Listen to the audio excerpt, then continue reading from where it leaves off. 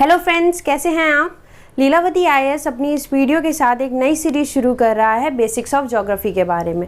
इस सीरीज़ में हम लोग इंडियन ज्योग्राफी को हर एस्पेक्ट से कवर करेंगे, जैसे प्रीवियस ईयर क्वेश्चंस हों या फिर शॉर्ट ट्रिक्स हों जिससे बच्चों को बहुत ज़रूरत पड़ती है जिसकी याद करने में, और साथ ही साथ सारे इंपॉर्टेंट टॉपिक्स पर भी डिस्कशन किया जाएगा जो पेपर में अक्सर पूछे जाते हैं। सो आई होप कि आपको ये वीडियो अच्छा लगे। इस वीडियो को लास्ट तक ज़रूर देखिएगा।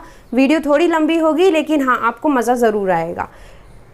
आप हमें लाइक करें, शेयर करें, सब्सक्राइब करें, बेल आइकन दबाना ना भूलें, और साथ ही साथ हम फेसबुक, ट्विटर और टेलीग्राम पर भी हैं। आप हमें वहाँ पर भी फॉलो कर सकते हैं जिसका लिंक नीचे डिस्क्रिप्शन बॉक्स में दिया गया है। तो चलिए अब हम शुरू करते हैं वीडियो को, जो है जनरल इंट्रोडक्शन ऑफ इंडिया के बारे में। फ्रेंड्स, अब हम जनरल इंट्रोडक्शन ऑफ इंडिया शुरू करते हैं, और जनरल इंट्रोडक्शन ऑफ इंडिया शुरू करने से पहले हम इंडिया की लोकेशन को वर्ल्ड मैप में देखेंगे। जो वर्ल्ड है, जिसे आप ग्लोब में देखते हैं कि स्फेरिकल शेप में देखते हैं या राउंड शेप में देखते हैं, उसे अगर मैं खोल दूँ पूरा तो वो 2 डायमेंशन में कुछ इस तरीके से दिखेगा।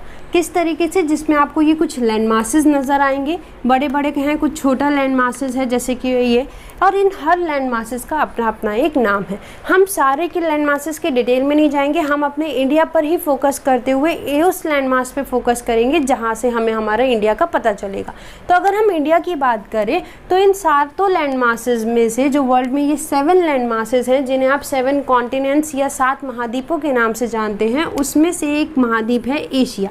इसी एशिया में हमें हमारा इंडिया मिलता है। तो एशिया, अगर कोई आपसे पूछे कि जो इंडिया है वो किस कॉन्टिनेंट में पाया जाता है, तो वो किस कॉन्टिनेंट में पाया जाता है? एशियन कॉन्टिनेंट में पाया जाता है। अब हम क्या करेंगे, इस एशिया को थोड़ा सा एनलार्ज व्यू में देखेंगे कि ये एशिया में हमारा इंडिया कहाँ मिले। हम देखें एशिया को, अगर हम कुछ खोलें तो वो कुछ इस तरीके से आएगा, और एशिया के साउथ एशिया पार्ट में हमें हमारा इंडिया और उसकी कुछ नेबरिंग कंट्रीज़ दिखाई दे रही हैं। आप देख सकते हैं एशिया कहाँ है, एशिया के कहाँ पर है हमारा इंडिया? एशिया के साउथ में। जब हम इंडिया को देखते हैं उसकी नेबरिंग कंट्रीज़ के साथ, तो इंडिया की नेबरिंग कंट्रीज़ की अगर हम बात करें, यानी कि इंडिया अपनी पड़ोसी राज्य कौन कौन से हैं इंडिया के, और ये पड़ोसी राज्य उसके साथ कैसी सीमा बना रहे हैं। कैसी सीमा बना रहे हैं का मतलब ये कि क्या वो लैंड बॉर्डर बना रहे हैं, क्या वो वाटर बॉर्डर बना रहे हैं उनके साथ। तो अगर हम काउंट करें, अगर इंडिया की नेबरिंग कंट्रीज़ को जो उसके साथ लैंड बॉर्डर अपना शेयर करती हैं, तो वो हैं Afghanistan, then Pakistan, then China, then Nepal, then Bhutan, then Myanmar and the Bangladesh. These 7 countries form the land mass or share their land borders with India. वहीं पर कुछ कंट्रीज़ ऐसी भी हैं जो इंडिया के साथ उस अपने वाटर बॉर्डर्स को शेयर करती हैं। वाटर बॉर्डर कैसे शेयर करी हैं? जैसे अगर आप देखें, यहाँ लक्षद्वीप पाया जाता है जो इंडिया का ही पार्ट है, लेकिन लक्षद्वीप से अगर हम थोड़ा सा नीचे चलें, then we find a island जिसे हम मालदीव्स के नाम से जानते हैं। ये मालदीव्स इंडिया के साथ अपना वाटर बॉर्डर शेयर करता है। Similarly, moving on to the eastern side, we find a country known as Sri Lanka, जो इंडिया से एक स्ट्रेट द्वारा अलग की गई है जिसे हम पाक स्ट्रेट भी कहते हैं, जो अक्सर विवादों में भी चलता रहता है।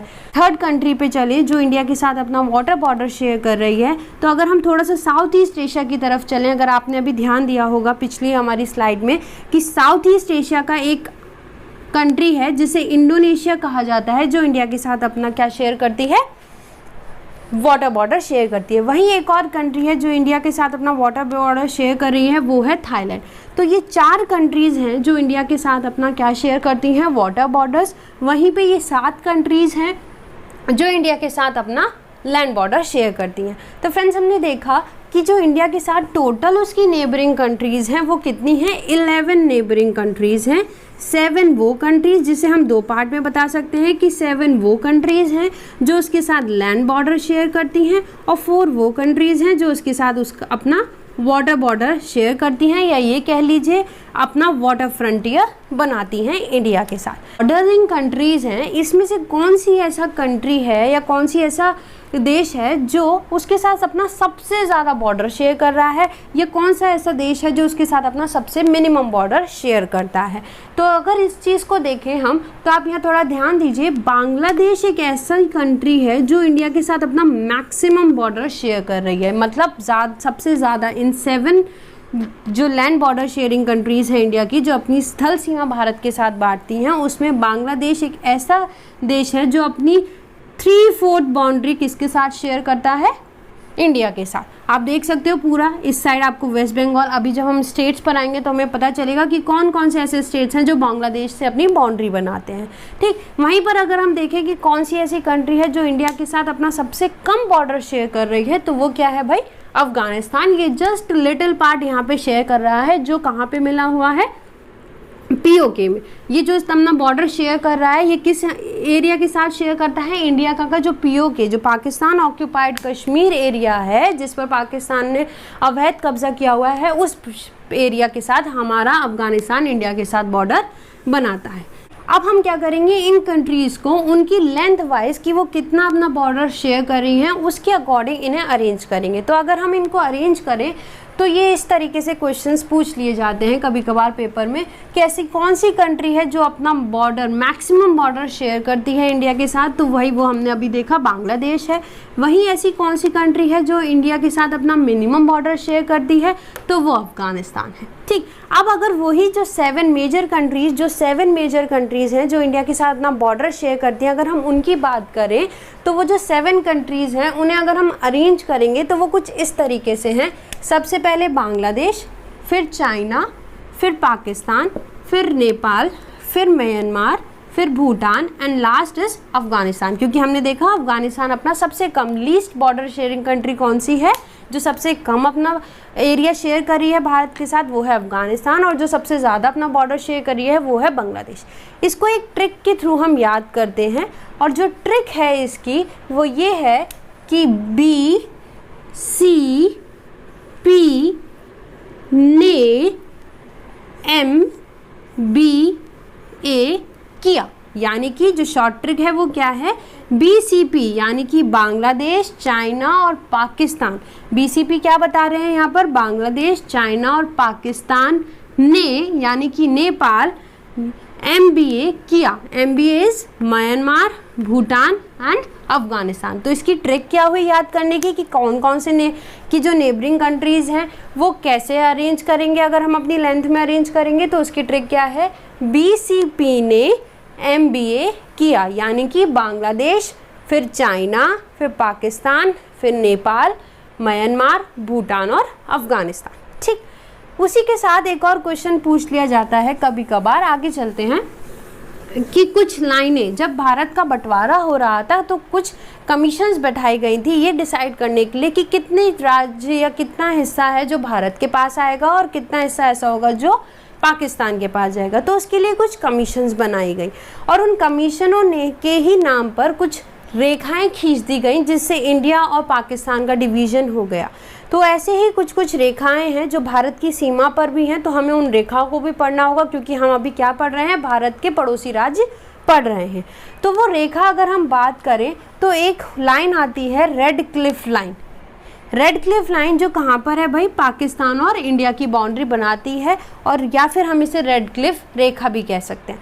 वहीं दूसरी एक लाइन है जो मैकमोहन लाइन के नाम से जानी जाती है, जो चाइना और इंडिया के पास आती है, और ये लाइन आपको यहाँ पर अरुणाचल प्रदेश के इस एरिया में मिलेगी। यहाँ पर आपकी क्या है भाई? मैकमोहन लाइन है। वहीं यहाँ पर कौन सी लाइन है इंडिया और पाकिस्तान के बीच में? Red Cliff line.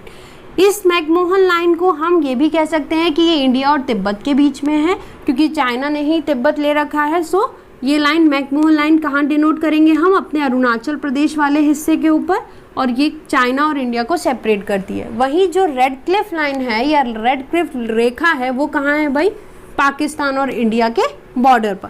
एक और लाइन आती है जो इंडिया के बीच में तो नहीं है, लेकिन हाँ क्योंकि इंडिया के पड़ोसी राज्यों की बात चल रही है तो वो लाइन भी पढ़ेंगे, और वो है दुरंत रेखा जो अफगानिस्तान और पाकिस्तान के बीच में सीमा बनाती है। तो 3 लाइन हमने देखी अभी तक जो इंडिया और उसकी सहायक या उसकी जो नेबरिंग कंट्रीज़ हैं उसमें हैं। वो क्या क्या हैं? रेड क्लिफ लाइन जो इंडिया और पाकिस्तान को अलग करती है, जिसे हम रेड क्लिफ रेखा भी कह सकते हैं। वहीं दूसरी लाइन जो मैकमोहन लाइन है जो हमें अपना रहे अरुणाचल प्रदेश, भूटान से चलेंगे और अरुणाचल प्रदेश तक वहाँ दिख मिलेगी, जो चाइना और इंडिया को सीमा बनाती है। और वहीं एक और लाइन है जो दुरंत रेखा के नाम से जानी जाती है, वो कहाँ है? अफगानिस्तान और पाकिस्तान के बीच में। हमने इंडिया की नेबरिंग कंट्रीज़ देख ली, तो अब हम चलते हैं इंडिया की लोकेशन देखने।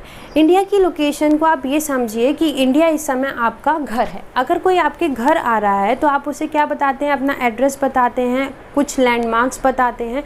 तो यहाँ पर ये समझिए कि जो इंडिया है वो आपका घर है, यानी कि आपको इंडिया का एड्रेस बताएंगे। साथ ही साथ जो उसकी अभी हमने नेबरिंग कंट्रीज़ पढ़ी थी वो क्या है, इंडिया तक पहुँचने के लैंडमार्क्स हैं। कि अगर कोई नेपाल आ गया है तो वो समझ ले कि वो इंडिया की बॉर्डरिंग पर है या इंडिया के पास है। वहीं कोई भूटान आ गया है तो ये भी क्या है, एक लैंडमार्क है इंडिया तक के पहुँचने का। तो हम ये कह सकते हैं कि जो इंडिया की नेबरिंग कंट्रीज़ हैं वो क्या हैं, लैंडमार्क्स हैं इंडिया तक पहुंचने के लिए, जिससे अगर कोई इन कंट्रीज़ तक पहुंच जाता है तो वो ये समझ ले कि वो इंडिया के आसपास ही है। तो अगर हमें किसी भी कंट्री का एड्रेस बताना हो तो उसके लिए हमें दो चीज़ों की ज़रूरत पड़ती है, और वो दो चीज़ें क्या हैं, आप देखे होंगे आपने, जो ग्लोब्स पर कुछ लाइन है, ग्लोब्स पर कुछ ऐसी लाइन है, सिंपल परपेंडिकुलर रेखा है, कुछ ऐसी लाइन है जो लेटी हुई है। तो वो जो ग्लोब्स पर लाइन है, जो लेटी लाइन है, उन्हें हम लेटी है ये, तो इसलिए हम इन्हें क्या बोलते हैं, लैटिट्यूड्स। और कुछ लाइन ऐसी हैं जो क्या हैं, खड़ी हुई हैं, तो इन्हें हम क्या बोलते हैं, लॉन्जिट्यूड्स। जो लॉन्जिट्यूड्स है ये हमारी लाइंस कहाँ से कहाँ जाती हैं, पोल से पोल तक जाती हैं। और यही इन्हीं का, जहाँ पर कहीं पर ये एक लॉन्जिट्यूड और एक लैटिट्यूड एक दूसरे को काट रहा होगा, वही जो लोकेशंस होते हैं यही हमारे किसी भी कंट्री के एड्रेस को डिनोट करते हैं। तो अगर हम इंडिया की बात करें तो इंडिया के रेस्पेक्ट में अगर हम इंडिया के एड्रेस की बात करें, यानी कि इंडिया के लैटिट्यूड्स और इंडिया के लॉन्जिट्यूड्स की बात करें, तो जो इंडिया का लैटिट्यूड है वो है मेरा 8 डिग्री 4 मिनट्स नॉर्थ से लेकर 37 डिग्री 6 मिनट्स नॉर्थ तक, यानी कि 8 डिग्री 4 मिनट्स नॉर्थ से लेकर 37 डिग्री 6 मिनट्स नॉर्थ तक। वहीं अगर हम उसके लॉन्जिट्यूड्स की बात करें तो वो क्या है, 68 degree 7 minutes east to 97 degree 25 minutes east तक। देखिए ये जो लैटिट्यूड्स निकाले गए हैं ये उसके एक लैंडमास से लेकर निकाले गए हैं कि इंडिया का लास्ट सरफेस यहाँ है, बस अब इसके बाद क्या है, पानी है, या वो कहीं ओशियन के साथ मिल जाएगा, या ये कह लीजिए कि किसी कंट्री के साथ मिल जाएगा। तो वो हमें नहीं देखना, हमें लास्ट पॉइंट देखना है इंडिया का। तो वो कहाँ है भाई, 8 डिग्री 4 मिनट्स नॉर्थ पर। वहीं जो उसका अपर मोस्ट पे पॉइंट देखेंगे ये कहाँ पर है, ये कहाँ है भाई, 37 डिग्री 6 मिनट्स नॉर्थ है। तो अगर कोई आपसे ये पूछता है कि इंडिया का सदर्न मोस्ट पॉइंट कौन सा है, लैंडमास, इंडिया के लैंडमास का, लैंडमास क्या है, यही जो आपको अभी बोर्ड पर दिख रहा है, ठीक है, इंडिया के लैंडमास का सदर्न मोस्ट पॉइंट क्या है, तो भाई वो ये है जिसका नाम क्या है, कन्याकुमारी। और इसका अगर हम देखें, अगर हम इसे लोकेट करें तो वो क्या आएगा हमारा, 8 डिग्री 4 मिनट्स नॉर्थ पर। वहीं अगर एक और चीज़ आती है, और अगर इंडिया का टॉप मोस्ट पॉइंट कोई पूछे तो वो क्या है भाई, इंदिरा कोल के नाम से जाना जाता है, और ये कहाँ मिलेगा हमें, 37 डिग्री 6 मिनट्स नॉर्थ पर। इसी के साथ एक और चीज़ आती है, आपको अभी मैप जब हम इंडिया का पूरा देखेंगे तो यहाँ पर इंडिया में क्या है, बे ऑफ बंगाल है, इस साइड क्या है, अरब सागर, इधर अरेबियन सी है, और इधर बंगाल की खाड़ी या कह लीजिए बे ऑफ बंगाल है। बे ऑफ बंगाल में कुछ आइलैंड्स पाए जाते हैं, जिसमें एक आइलैंड का नाम क्या है, अंडमान एंड निकोबार आइलैंड। तो वो अंडमान एंड निकोबार आइलैंड्स भी क्या है, इंडिया का पार्ट है। तो अंडमान एंड निकोबार क्योंकि इंडिया का पार्ट है, तो अगर हम इंडिया के सदर्न मोस्ट पॉइंट पर जाएं तो वो सदर्न मोस्ट पॉइंट उसका ये नहीं है, Kanyakumari is not the southern most point of India. हाँ, कन्याकुमारी को हम southern most point of India तब कहेंगे जब हम उसके लैंडमास के सदर्न मोस्ट पॉइंट की बात कर रहे होंगे। लेकिन अगर हम इंडिया के सदर्न मोस्ट पॉइंट की बात करते हैं तो उस पॉइंट को हम क्या कहते हैं, इंदिरा पॉइंट या फिर पिग्मेलियन पॉइंट, जो कहाँ पर है, 6 डिग्री 45 मिनट्स नॉर्थ पर। ठीक, ये कहाँ मिलेगा हमें, अब इंदिरा पॉइंट और पिग्मेलियन पॉइंट को आप कैसे लोकेट करेंगे, जब आप अंडमान एंड निकोबार के सदर्न मोस्ट आइलैंड पे पहुँचेंगे, जिसे हम ग्रेट निकोबार के नाम से जानते हैं। उस ग्रेट निकोबार का जो सदर्न पॉइंट है वो इंडिया का सदर्न मोस्ट पॉइंट है, जिसे क्या कहते हैं हम, इंदिरा पॉइंट या फिर पिग्मेलियन पॉइंट, जो कहाँ लोकेट होगा, 6 डिग्री 45 मिनट्स नॉर्थ पर। ठीक है, तो अगर इंडिया को कोई आपसे पूछे कि इंडिया कितना लैटिट्यूड्स में है, अगर इंडिया के लैंडमास की सिर्फ बात की जाएगी तो वो कहाँ आएगा भाई, 8 डिग्री 4 मिनट्स नॉर्थ से 37 डिग्री 6 मिनट्स तक। लेकिन अगर इंडिया के फुल लैंडमास की बात नहीं करी, पूरा रेंज को ही अगर इंडिया की पूछ रहा है कि कहाँ से कहाँ तक है, तो वो कहाँ से है भाई, 6 डिग्री 45 मिनट्स नॉर्थ से लेकर 37 डिग्री 6 मिनट्स नॉर्थ। ठीक, वहीं अगर हम उसके लॉन्जिट्यूड्स की बात करें तो वो क्या है 68 डिग्री 7 मिनट्स ईस्ट से लेकर 97 डिग्री 25 मिनट्स ईस्ट तक, यानी कि गुजरात से अरुणाचल प्रदेश की जो सीमा है वो कहाँ से कहाँ तक मिलेगी, मतलब ये वाली एक लाइन और एक ये वाला लॉन्जिट्यूड कितना दूरी पर है 68 डिग्री 7 मिनट्स से लेकर 97 डिग्री 25 मिनट्स ईस्ट तक। ठीक है, अब आगे अगर हम बात करें इसी में, तो इंडिया को अगर हम डिस्टेंस में नापें कि उसके टॉप मोस्ट पॉइंट यानी कि इंदिरा कोल से लेकर कन्याकुमारी तक के बीच का क्या डिस्टेंस है, तो वो डिस्टेंस आता है हमारा 3214 किलोमीटर्स, यानी कि 3214 किलोमीटर्स। वहीं अगर हम ईस्ट से वेस्ट मतलब गुजरात से लेकर अरुणाचल प्रदेश तक की बात करें तो वो कितना रेंज है 2933 किलोमीटर्स में।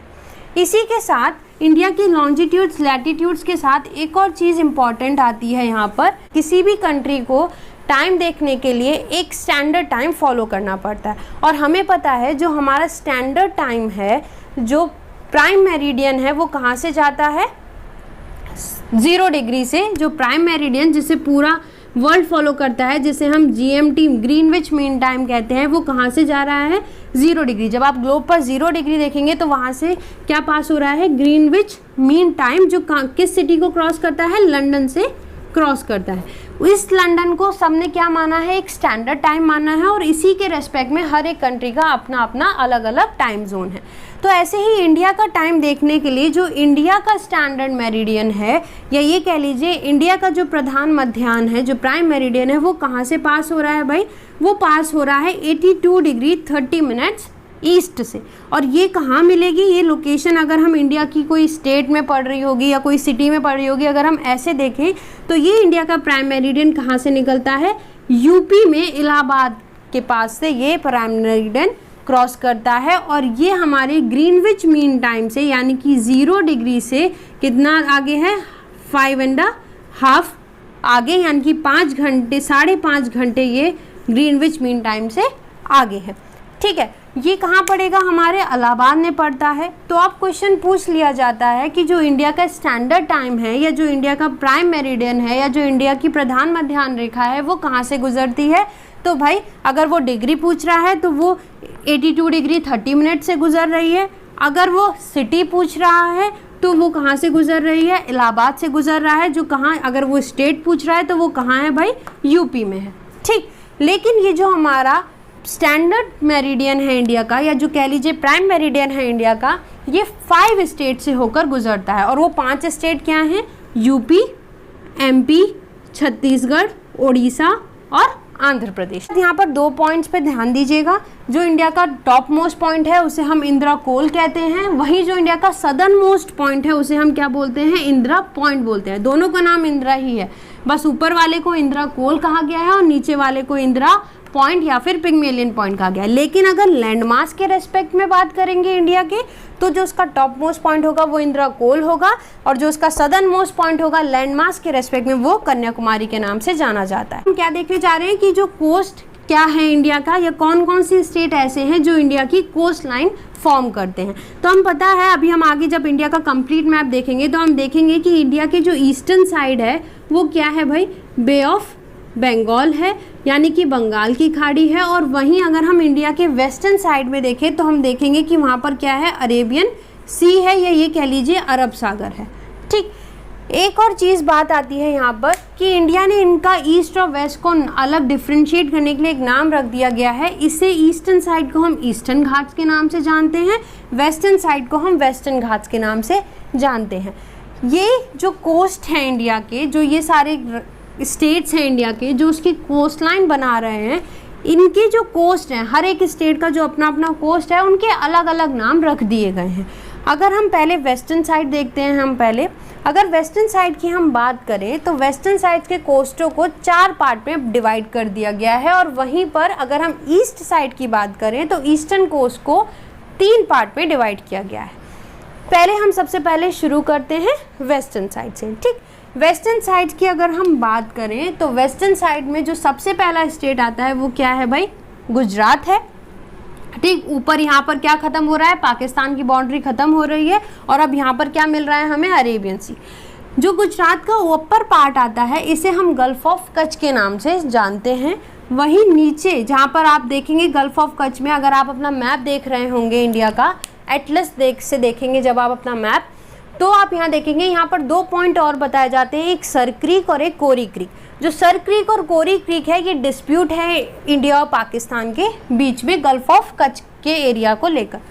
वहीं पर आगे चले तो ये आता है हमारा गल्फ ऑफ खंबात जो लोअर गुजरात के एरिया है।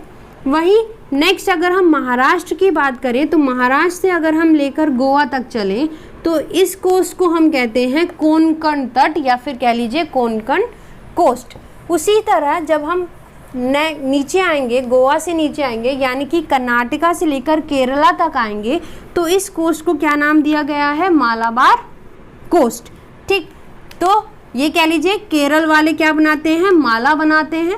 ठीक, क्योंकि केरला साइड अगर आपको याद हो वो लोग क्या लगाते हैं, गजरा लगाते हैं अपने बालों में, तो केरल वाले लोग क्या बनाते हैं भाई, मालाबार यानी माला बनाते हैं। ठीक, तो अगर हम वेस्टर्न कोस्ट की बात करें वो कहाँ से शुरू होगा भाई, पूरा गुजरात से लेकर केरल तक आएगा, या ये कह लीजिए गुजरात से लेकर कहाँ तक आएगा, कन्याकुमारी के टिप तक आएगा। और इसको हमने 4 पार्ट्स में डिवाइड किया है। सबसे पहला है गल्फ ऑफ कच्छ यानी कच्छ की खाड़ी, फिर लोअर गुजरात में अगर हम आ जाएंगे तो खंबात की खाड़ी यानी कि खंबा है लोअर गुजरात में। नीचे तरफ चलेंगे यानी कि महाराष्ट्र से लेकर गोवा तक आएंगे तो वो क्या है, कोंकण तट है यानी कि कोंकण कोस्ट भी आप कह सकते हैं। और नीचे जब कर्नाटका से लेकर केरल तक आएंगे या कन्याकुमारी तक आएंगे तो उसे क्या बोलते हैं हम, मालाबार कोस्ट, यानी कि याद करने के लिए केरल के लोग माला बनाते हैं। वहीं अब अगर हम चले ईस्टर्न साइड पर जहाँ पर क्या है, बंगाल की खाड़ी है या कह लीजिए बे ऑफ बंगाल है, तो ईस्टर्न का तट को 3 भागों में बांटा गया है। वो 3 भाग कैसे हैं, वेस्ट बंगाल से लेकर हम तमिलनाडु तक आएंगे ईस्ट पार्ट के लिए। ठीक, वेस्ट बंगाल का थोड़ा सा पार्ट लें और यहाँ उड़ीसा का अगर हम पार्ट लें तो इसको हम उत्कल प्लेन के नाम से जानते हैं या कह लीजिए उत्कल मैदान के नाम से। उसी की साथ अगर हम नीचे आए आंध्र प्रदेश में तो ये क्या है भाई, नॉर्दर्न सर्कल्स के नाम से जाना जाता है। वहीं तमिलनाडु वाला हिस्सा क्या जाना जाता है, कोरोमंडल तट के नाम से जाना जाता है या कह लीजिए कोरोमंडल कोस्ट। ठीक, तो अगर ईस्टर्न घाट्स की तरफ या ईस्ट साइड ऑफ इंडिया की बात करें तो या ईस्टर्न कोस्ट ऑफ इंडिया की बात करें तो वो 3 हिस्सों में बांटा गया है।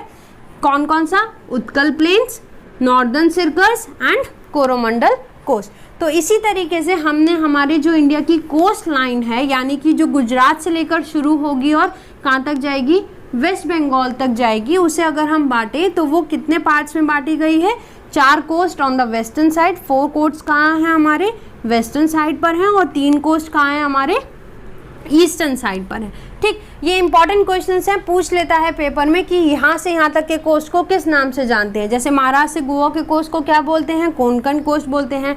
आंध्र प्रदेश के कोस्ट को क्या बोलते हैं, नॉर्दर्न सर्कल्स बोलते हैं।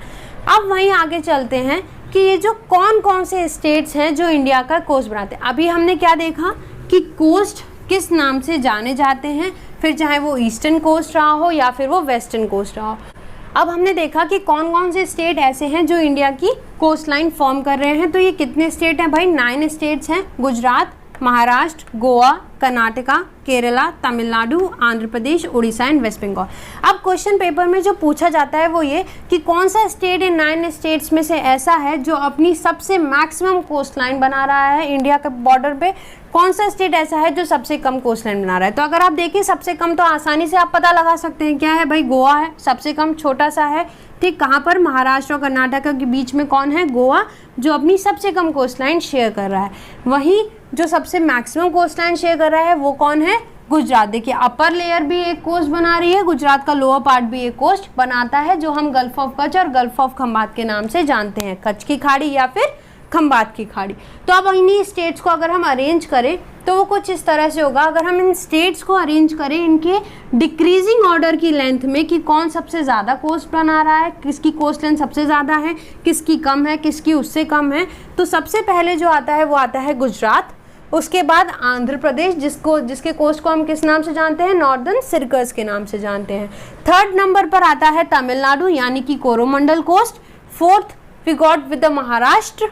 ठीक, उसके बाद आता है Kerala, then coming to the Odisha, then Karnataka, West Bengal and at last Goa. अगर हम यूटीआई और स्टेट दोनों को मिलाकर लगाएं बढ़ते से घटते हुए क्रम में, यानी कि किसकी कोस्टल लाइन सबसे बड़ी है और किसकी कोस्टल लाइन सबसे छोटी है, तो सबसे पहले हमारी एक यूटीआई आएगी जो है अंडमान एंड निकोबार आइलैंड, फिर गुजरात, आंध्र प्रदेश, तमिलनाडु, महाराष्ट्र, केरला, उड़ीसा, कर्नाटका, वेस्ट बंगाल, देन यूटीआई आएगी एक जिसका नाम क्या है लक्षद्वीप, यानी कि केरल का पड़ोसी, फिर गोवा, पुडुचेरी और दमन एंड दीव। सबसे छोटी कोस्ट लाइन अगर हम स्टेट्स और यूटीआई दोनों को मिला देंगे तो किसकी आएगी, दमन और दीव की आएगी। ठीक है, देखो याद करने का एक तरीका है, आप सिर्फ स्टेट्स को याद कीजिएगा, स्टेट्स और यूटीआई का डिक्रीजिंग ऑर्डर याद मत करना। सिर्फ स्टेट्स का जब आप याद करेंगे तो सबसे पहला अब चेंजेस क्या करेंगे, यूटीआई को जोड़ने के लिए उसमें स्टेट्स का एज इट इज रखेंगे, यूटीआई सबसे पहले अंडमान निकोबार को गुजरात से पहले जोड़ देंगे, बाकी स्टेट वाली एज इट इज ये लाइन सेम रहेगी कहाँ तक, वेस्ट बंगाल तक, और सिर्फ एक स्टेट बचेगा कौन सा, गोवा। गोवा से थोड़ी सी बड़ी कोस्ट लाइन किसकी है, लक्षद्वीप की, और उसके बाद गोवा आएगा and last Puducherry and Daman and Diu.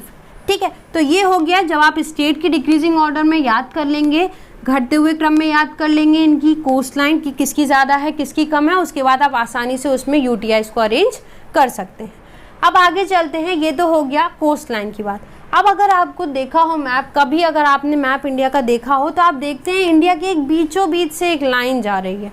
ठीक, तो उस लाइन का भी कुछ नाम होगा। ठीक, तो अब हम उसी लाइन की तरफ बढ़ते हैं, और अगर हम उस लाइन की बात करें तो वो क्या है भाई, वो है हमारी ये लाइन जो कहलाती है ट्रॉपिक ऑफ कैंसर।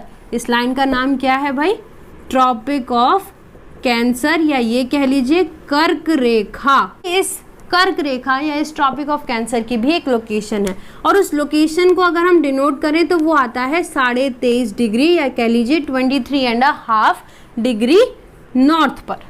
ठीक है, तो ट्रॉपिक ऑफ कैंसर कहाँ से जा रहा है भाई, 23.5 डिग्री नॉर्थ से। अब ये भी क्योंकि भारत से जा रहा है, तो भारत से जा रहा है तो हमें ये पता होना चाहिए ये कहाँ से जा रहा है, मतलब कहाँ से जा रहा है वो तो पता चल गया, 23.5 डिग्री से जा रहा है। लेकिन कौन कौन से राज्य हैं जिनसे ये होकर गुजरता है, from which state tropic of cancer passes, तो अगर उनकी गिनती करें तो वो आते हैं 8 स्टेट्स। ध्यान रखिएगा कितने हैं जो उसकी कोस्टल बाउंड्री बना रहे हैं, 9 राज्य ऐसे हैं जो भारत की कोस्टल बाउंड्री बनाते हैं, और जो भारत की कर्क रेखा, भारत के वो राज्य जिनसे कर्क रेखा होकर गुजर रही है वो कितने हैं, 8 हैं। वो क्या है, गुजरात, राजस्थान, मध्य प्रदेश, छत्तीसगढ़, झारखंड, वेस्ट बंगाल, त्रिपुरा एंड मिजोरम। ठीक है, याद करने के लिए एक ट्रिक बताते हैं इसकी। देखो जो इसकी ट्रिक है, क्योंकि ये अक्सर एग्जाम में पूछा जाता है कि भाई ट्रॉपिक ऑफ कैंसर के कितने राज्यों से गुजरता है, तो ये तो हम याद कर सकते हैं कि हाँ भाई 8 राज्यों से गुजरता है। ठीक है, 9 - 1 कर देंगे, कोस्ट लाइन माइनस का 1। ठीक, कोस्ट लाइन में कितने स्टेट्स आए, 9 आए, उसमें से हमने 1 माइनस कर दिया तो हमें मिल गए उतने राज्य जितने हमारे ट्रॉपिक ऑफ कैंसर से पास होते हैं। लेकिन ये कह लीजिए ट्रॉपिक ऑफ कैंसर जितनों से पास होता है, पर अब इन्हें याद कैसे करें, क्योंकि कोस्ट लाइन तो अलग बना रहे हैं और ट्रॉपिक ऑफ कैंसर पास होने वाले अलग स्टेट्स हैं। तो याद करने के लिए जो ट्रिक है वो क्या है, गरम, यानी कि गरम, गुजरात का ग, राजस्थान का रा, मध्य प्रदेश का मा। तो गरम कौन है भाई, गुजरात, राजस्थान और एमपी। राजस्थान और गुजरात में गर्मी भी पड़ती है, तो गरम कौन है, गुजरात, राजस्थान और एमपी। गरम छाछ, छाछ मतलब मट्ठा होता है ना, मट्ठा, गर्मी में मट्ठा पीते हैं सब लोग ठंडक देने के लिए, तो जो छाछ है वो क्या है भाई, छत्तीसगढ़ और झारखंड। तो गरम छाछ बंगाल, त्रिपुरा, मिजोरम में मिलती है। गरम छाछ कहाँ मिलती है, देखो गरम छाछ जहाँ गर्मी है वहाँ नहीं मिल रही, कहाँ मिल रही है, बंगाल, त्रिपुरा और मिजोरम में। बंगाल का मतलब पश्चिम बंगाल, यानी कि वेस्ट बंगाल। अब हम क्या पढ़ने जा रहे हैं कि भारत के राज्यों को हम कैसे याद करें। अगर अभी की हम बात करें तो भारत में कितने राज्य हैं भाई, 28 राज्य हैं, और भारत के जो संघ शासित प्रदेश हैं यानी कि जो यूटीआई हैं, यूनियन टेरिटरीज हैं, वो कितनी हैं, 9 है। 9 यूटीआईज एंड 28 स्टेट्स। भारत के राज्यों को याद करने के लिए हम भारत को 5 हिस्सों में बांटेंगे। वो 5 हिस्से ऐसे दिखेंगे आपको। पहला हिस्सा होगा ये भारत का पश्चिमी वाला हिस्सा, जो पाकिस्तान से सीमा लगाता है, यानी कि ये वाले 5 राज्य जो भारत के पश्चिमी में सीमा बनाएंगे, ये हमारा पहला भारत होगा याद करने के लिए। दूसरा हिस्सा जो हम भारत का याद करेंगे वो होगा यहाँ से यहाँ तक का, यानी कि गुजरात से बंगाल, जो हम पढ़ चुके हैं अभी जब हमने उसकी कोस्टल बाउंड्री पढ़ी थी। तीसरा हिस्सा जो हम पढ़ेंगे वो होगा भारत का उत्तरी भाग, यानी कि भारत का नॉर्दर्न हिस्सा, जिसे हम क्या कहेंगे, नॉर्दर्न पार्ट ऑफ इंडिया, जो भारत के 6 राज्य बना रहे हैं। वही फिर हम आएंगे चौथा पार्ट, जो हमारा ये बीच का सेंट्रल इंडिया पड़ेगा, जो 4 स्टेट से बन रहा होगा। देखो फोर्थ पार्ट हम पढ़ेंगे जो 4 राज्यों से ही बन रहा होगा, ठीक। एट लास्ट हम आपका भारत का नॉर्थ ईस्ट पढ़ेंगे, यानी कि 5 हिस्सों में हम अपने पूरे भारत को याद कर सकते हैं, ठीक। याद करने के लिए हम कहाँ से शुरू करेंगे, उसके वेस्टर्न पार्ट से शुरू करेंगे, फिर उसकी कोस्टल बाउंड्री पर आएंगे, फिर उसके नॉर्दर्न एरिया पर आएंगे, देन सेंट्रल पार्ट, और लास्ट में उसका नॉर्थ ईस्टर्न यानी कि उत्तरी पूर्वी इलाके पर जाएंगे, और पूरा भारत हमारा इसी तरह से पूरा हो जाएगा। तो चलिए सबसे पहले अब कहाँ चलते हैं, पश्चिमी भाग पर। अगर हम भारत का, आप देख रहे होंगे स्क्रीन पर, ये है मेरा पूरा भारत, लेकिन हम पूरा भारत नहीं पढ़ेंगे, हमें क्या पढ़ना है, सबसे पहले उसका पश्चिमी भाग, यानी कि ये वाला इलाका। तो अगर हम इस इलाके को खोल दें तो ये कुछ इस तरीके से दिखाई देगा, ठीक है। इस तरीके से अगर हम देखेंगे तो यहाँ पर आपको क्या दिख रहा है, देखो 5 चीज़ें दिखेंगी। लद्दाख ये अभी बना है, जम्मू कश्मीर को बांट दिया गया है दो संघ शासित प्रदेश, 2 UTIs में, तो वो क्या क्या हो गई हैं, लद्दाख और जम्मू कश्मीर। वहीं तीसरा क्या मिलेगा आपको, पंजाब, चौथा राजस्थान और 5वां गुजरात। बस इतना ही याद करना है। भारत की पश्चिमी सीमा कौन बना रहा है भाई, 5 बना रहे हैं। पश्चिमी सीमा पा से पश्चिम, पा से 5, ठीक। कौन बना रहा है, 5 राज्य बना रहे हैं, जो क्या है, लद्दाख, जम्मू कश्मीर, पंजाब, राजस्थान और गुजरात। तो पहला पार्ट आसानी से खत्म। और ये किसके साथ बाउंड्री बनाते हैं, अपने पाकिस्तान और अफगानिस्तान के साथ। नेक्स्ट पार्ट क्या बताया था मैंने कि वो हम इसकी क्या पढ़ेंगे, कोस्टल लाइन पढ़ेंगे, ठीक। कोस्टल लाइन पढ़ेंगे, यानी कि जो कहाँ से कहाँ तक जाएगी हम पढ़ चुके हैं, जो गुजरात से लेकर वेस्ट बंगाल तक जाएगी, जो कैसे शुरू होगी, गुजरात, महाराष्ट्र, फिर गोवा, फिर कर्नाटका, केरला, तमिलनाडु, आंध्र प्रदेश, उड़ीसा और वेस्ट बंगाल। याद करिएगा, पहले में कितने हैं भाई, 5, दूसरे में कितने हैं, 9, क्योंकि दूसरा क्या है, उसकी coastal boundary, northern part of India, जो किससे लग रहा है, 3 कंट्री से लगता है, चाइना, नेपाल और भूटान के साथ, ठीक है। तो इसमें अगर हम बात करें तो ये देखो 6 हमें यहाँ पर मिलेंगे, 3 2 6, 3 2 क्या होता है, 6 होता है। तो यानी कि 3rd नंबर पे कितने लोगों को पढ़ना है, 6 लोगों को पढ़ना है। कैसे, हिमाचल प्रदेश पहला हुआ, दूसरा हरियाणा, याद रखिएगा पंजाब हम अपने पहले पार्ट में पढ़ चुके हैं, तीसरा उत्तराखंड, चौथा उत्तर प्रदेश, 5वां बिहार और छठा सिक्किम। वेस्ट बंगाल हमने पढ़ लिया अपने दूसरे पार्ट में, जो उसकी कोस्ट लाइन बना रहे थे, ठीक। तो 3rd पार्ट में जब हम नॉर्दर्न इंडिया को बनाएंगे तो किससे बनाएंगे, नॉर्दर्न इंडिया 6 राज्यों से बनाएंगे, जो क्या क्या है, हिमाचल प्रदेश, हरियाणा, उत्तराखंड, उत्तर प्रदेश, बिहार और सिक्किम, ठीक है। तो ये तो हो गया भाई भारत का नॉर्दर्न पार्ट। भारत का सेंट्रल पार्ट, जो भारत का सेंट्रल पार्ट है, जैसे बताया था 4 में कितने याद करने हैं, 4 याद करने हैं। 4 में कितने याद करने हैं, 4 राज्य याद करने हैं। और वो राज्य क्या हैं भाई, मध्य प्रदेश, तेलंगाना, छत्तीसगढ़ और झारखंड। याद रखिएगा ओडिशा कवर हो जाए, ओडिशा क्या बना रहा है, उसके साथ वाटर बाउंड्री बना रहा है, ठीक है। बीच का पार्ट नहीं है ओडिशा, सेंट्रल पार्ट मतलब बीच का पार्ट। तो बीच का पार्ट क्या है भाई, उसका जो सब तरफ से घिरे हुए हैं किसी ना किसी राज्य द्वारा। वो कौन कौन से हैं, मध्य प्रदेश, तेलंगाना, छत्तीसगढ़ और झारखंड, ठीक। क्योंकि मध्य प्रदेश के ऊपर जब हम देखेंगे तो यहाँ क्या जुड़ जाएगा, लखनऊ, यानी कि उत्तर प्रदेश जुड़ जाएगा, जो क्या बनाएगा, उसकी उत्तरी सीमा बना रहा है। वहीं अगर हम इसके मध्य प्रदेश के वेस्ट में जाएंगे तो क्या मिलेगा हमें, गुजरात और राजस्थान, जो उसकी पश्चिमी सीमा बनाएंगे। नीचे अगर आ जाएंगे यानी कि महाराष्ट्र, जो उसकी क्या बना रहा होगा, कोस्ट लाइन बना रहा होगा। तो हमें क्या पढ़ना है, सिर्फ बीच बीच के पढ़ने हैं। तो 4th टाइम पे जब हम भारत को पढ़ने आएंगे, चौथा हिस्सा जो भारत का होगा वो क्या होगा, उसका सेंट्रल पार्ट, और जो कितने राज्यों से बना होगा, 4 राज्यों से, जो है मध्य प्रदेश, तेलंगाना, छत्तीसगढ़ और झारखंड। अब क्या बचा, बस ये वाला पार्ट यानी कि उसका नॉर्थ ईस्ट पार्ट। देखो नॉर्थ ईस्ट में हमें पता है हम सेवन सिस्टर आपने बहुत सुना होगा, 7 बहन 7 बहनों का राज्य, ठीक है। तो जो 7 बहनें हैं इन्हें अगर हमें याद करना है या 7 सिस्टर्स को याद करना है, तो अगर हम थोड़ा ध्यान से मैप को देखें तो देखिए आसाम एक ऐसा स्टेट है जो सब जगह से मिल रहा है, मतलब बाकी सारी, आसाम क्या है, बड़ी बहन है, इससे सारी छोटी छोटी बहनें उससे मिली हुई हैं। फिर चाहे वो अरुणाचल प्रदेश हो, फिर चाहे वो नागालैंड हो, फिर चाहे वो मणिपुर हो, मिजोरम हो, त्रिपुरा हो या फिर मेघालय हो। इसे याद करने के लिए, क्योंकि 7 है, बड़ा है थोड़ा, कैसे याद करें, तो याद करने का एक फॉर्मूला बताते हैं। इसे याद करने के लिए समझो कि ये जो 7 बहनें हैं वो कुछ नहीं, आपका हाथ ही है, ठीक है। आपका जो हाथ है वो क्या है, ये 7 बहनें हैं।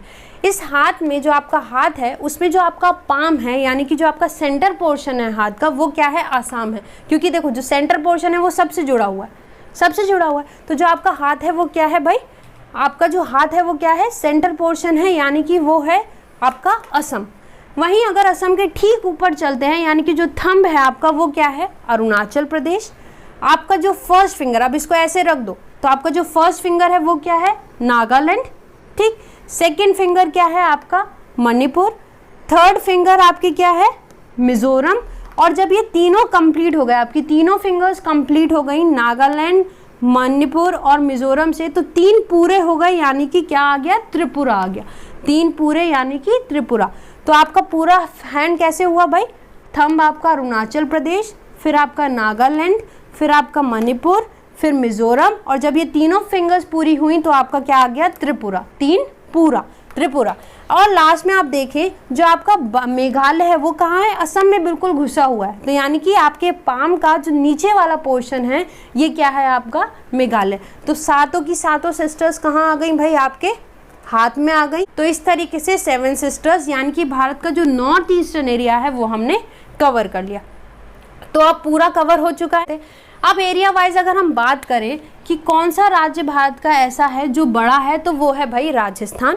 कौन सा ऐसा है एरिया वाइज जो, मतलब क्षेत्रफल के अनुसार सबसे बड़ा राज्य भारत का राजस्थान है।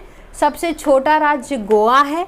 अगर वही संघ शासित प्रदेशों में बात करें तो वो क्या क्या है, अंडमान और निकोबार है। सबसे छोटा संघ शासित प्रदेश कौन सा है, लक्षद्वीप है। अब अगर हम अपने मैप में पूरा यूटीआई को देखें, हमने स्टेट्स को देख लिया, जो हमने 5 भागों में डिवाइड करके पता लगा लिया कि कौन सा स्टेट हमारा कहाँ है। अब अगर हम अपनी संघ शासित प्रदेशों यानी कि यूनियन टेरिटरीज की बात करें तो वो कितनी है, 9 है। तो वो कहाँ कहाँ है भाई, नॉर्थ से चलते हैं तो सबसे पहले कहाँ मिलेगी, चंडीगढ़, पंजाब में। आप अपने मैप में ज़रूर देखिएगा, अगर ये पिक्चर आपको क्लियर ना हो तो एटलस लीजिएगा और उसमें अपने साथ साथ देखते चलिए। पंजाब में फर्स्ट यूटीआई मिलेगी हमें पंजाब हरियाणा के बॉर्डर पर, यानी कि चंडीगढ़, जो उनकी कैपिटल भी है। नीचे अगर आएंगे हरियाणा और यूपी के बॉर्डर पर मिलेगी, वो क्या है भाई, दिल्ली। थर्ड आएंगे तो वो है दमन एंड दीव और दादर और नागर हवेली, जो गुजरात और महाराष्ट्र और इधर गुजरात के बॉर्डर पे मिलेंगी। ये तो हो गई थर्ड और फोर्थ। फिफ्थ अगर हम बात करें तो वो है लक्षद्वीप, जो केरल का पड़ोसी है, हम पढ़ चुके हैं, ठीक।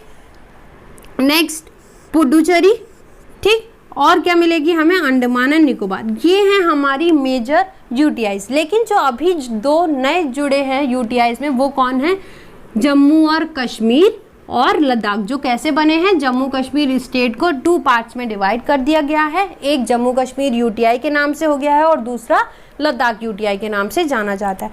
तो ये हैं हमारी 9 यूटीआईज और 28 स्टेट्स की बात। तो फ्रेंड्स, अब आपको पूरा एक ओवरऑल व्यू मिल गया होगा जनरल इंट्रोडक्शन ऑफ इंडिया के बारे में। सो आई होप कि अब आप आसानी से जनरल इंट्रोडक्शन ऑफ इंडिया समझ भी सकते हैं और किसी और को बता भी सकते हैं और आसानी से याद भी कर सकते हैं, जो हमारी छोटी छोटी ट्रिक्स आपने अभी देखी हैं। सो आई होप आप हमें लाइक करेंगे, शेयर करेंगे, सब्सक्राइब करेंगे, बेल आइकन दबाना ना भूलें, जिससे आपको हमारी सारी नोटिफिकेशन टाइम टू टाइम मिलती रहे। Thank you.